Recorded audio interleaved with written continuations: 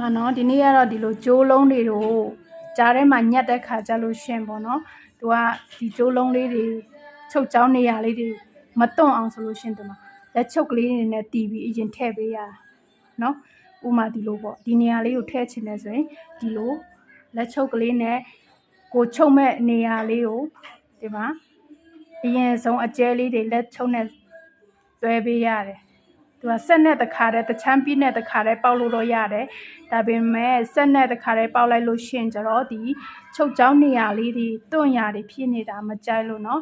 အဲ့တော့ကိုယ့်ရဲ့အင်ဂျီချုပ်ပုံလလလေးတွေထွက်အောင်ဆိုလို့ရှင်သူကဒီလိုကြိုးလုံးတွေလှုပ်လို့ရှင်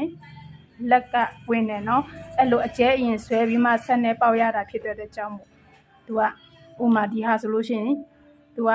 ကင်းချီဆိုလို့ရှိရင်လည်း तू ကတလွာချင်းစီကိုအရင်လိုက်ထားပေးရတယ်။နောက်မို့ तू ကတစ်ခုနဲ့တစ်ခုပူးသွားတယ်ဆိုပါစို့။တစ်ခုနဲ့တစ်ခုပူးပြီးချုပ်လိုက်တဲ့ခါကျလို့ရှိရင်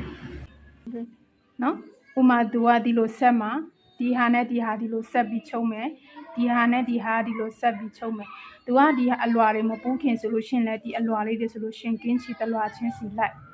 ပြီးမှပူးနောက်မို့လို့ရှိရင် तू ကပူးပြီးမှသွားလိုက်လို့ရှိရင်လည်း तू ကဒီချုပ်ချောင်းဘက်တွေလိုက်လို့ရှိရင်ကင်းချီတွေပါလဲလွတ်တတ်တယ်ဟုတ်ပြီနော်ဒီနေ့ကတော့ဒီလိုဂျိုးလုံးညက်တဲ့ခါကျလို့ရှင်ချုပ်ချောင်းမတွန့်အောင်ပညာတနာလေးပေးလိုက်တာဟုတ်ပြီနော်